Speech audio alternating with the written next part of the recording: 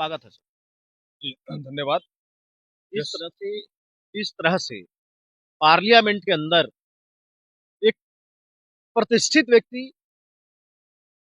Amit Shah BJP के कदावर नेता और इस तरह की बात उस व्यक्ति पे कहाँ तक सूट करता है? ये बहुत दुर्भाग्यपूर्ण है कि पार्लियामेंट में बैठ के एक प्रतिष्ठित भाजपा के गृह मंत्री, भाजपा सरकार में जो है, ये पूरी चाहती है कि इस देश में बाबा साहब भीमराव अम्बेडकर का लिखा हुआ संविधान बदल कर अपना जो 2014 में उन्होंने जो मैनिफेस्टो जारी किया था, भाजपा की जो सरकार है, जो मनुस्मृति से प्रेरित होकर नागपुर में जो संविधान जो बन के रखा हुआ है, उसको लागू करने का पूरा षड्यंत्र है।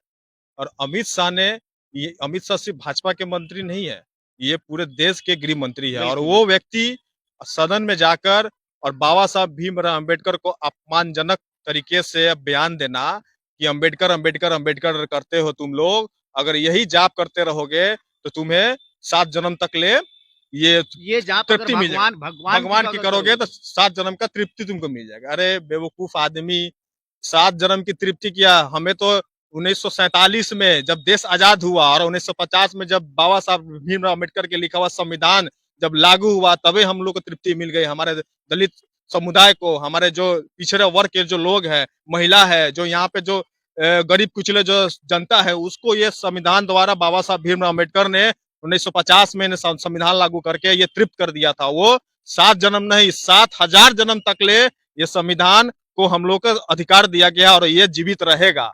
और ये हमारे अमित शाह जो है, ये कितना भी अलगल बयानबाजी कर ले, लेकिन इनको इनका जो मकसद है न जीवन, इनके जीवन में या फिर भाजपा जब तक इस भारत की धरती पे रहेगी, तब तक ले ये मंसूबा इनका, ये जो मनुस्मृति जो लागू करना चाहते हैं, ये कभी नहीं होने वाला है। अच्छा, आपको क्या लगता है कि अगर हम भगवान की जाप करते हैं, मैं किसी विशेष जाति और धर्म की टारगेट में नहीं कर रहा हूँ, लेकिन हम अगर भगवान की जाप करते हैं, स्वर्ग मिले या ना मिले, सिंपल सी बात है, हम लोगों ने कभी स्वर्ग को देखा ही नहीं।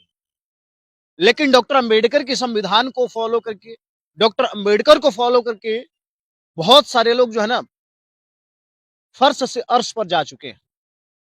और जो है ना, भजन करने से कितने लोग गए नहीं गए, इसके ऊपर मेरा कोई विशेष टिप्पणी नहीं है। इसके बारे में क्या कहना? ये भजन से वो लोगों की अपनी पर्सनल, उनके व्यक्तिगत चीज है कि वो किस भगवान की भजन करते हैं ना करते हैं, उससे किसको लाभ मिलता है ना मिलता है, वो लोग समझे।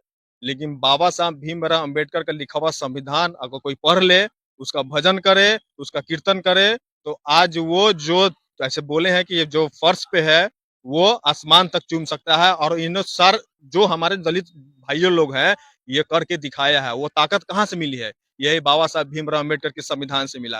और जब जब इस बाबा साहब भीमराव अम्बेडकर संविधान पर जब जब उंगलियां उठा है, तब तक हमारे लोग एकत्र होके इसका विरोध किए हुए हैं और आगे भी विरोध जारी रहेगा। इस विषय पे मैं बोलना चाहता हूँ कि जो अमित शाह जी ने ये बयान जिन्होंने पार्लियामेंट में ये संवैधानिक पीठ पे बैठ के उन्होंने दिया है, इसको वो वापस ले और पूरे जनता से, पूरे भारतवर्ष से इसकी माफी मांगे। चलिए, बहुत बहुत शुक्रिया। अमित शाह के बयान क्या कहना चाहेंगे?